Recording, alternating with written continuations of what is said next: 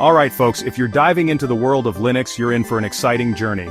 Linux is a powerful and versatile operating system, and mastering it can open up a world of possibilities.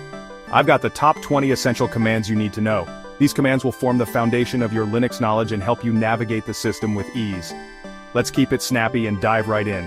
We'll start with the basics and gradually move to more advanced commands. First up, ls. This command lists all files and directories in your current directory. It's like peeking inside a folder to see what's there. Simple, yet powerful. Next, cd. This one changes the directory. It's your way of moving around the file system. You want to hop from one folder to another? cd is your best mate. Just type cd, followed by the directory name, and you're there. Now, pwd. It stands for Print Working Directory, and it shows you exactly where you are in the file system. Handy, right? This is especially useful when you're deep into nested directories. mkdir, short for Make Directory. This is how you create a new folder.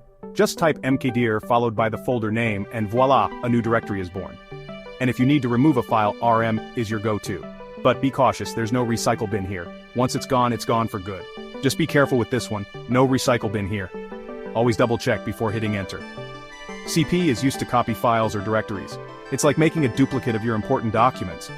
And mv, that's for moving or renaming them, easy peasy. Think of it as cutting and pasting files to a new location. Want to create an empty file? Use touch. It's a quick way to generate new files without any content. Need to search for files?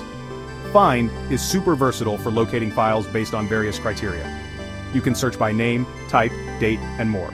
Speaking of locating files, locate is another command, less flexible than find, but much faster. It uses a pre-built database to find files quickly. Cat.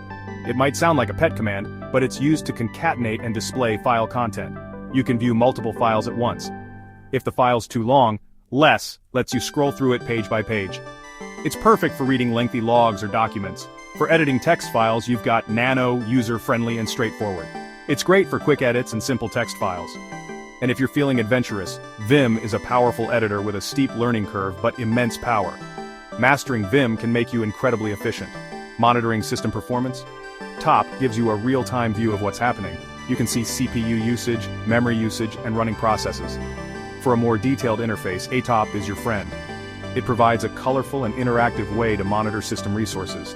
To see currently running processes, peace is your command. It lists all active processes and their statuses. And if something's causing trouble, kill lets you terminate processes. Use it to stop unresponsive or rogue applications. Permissions time.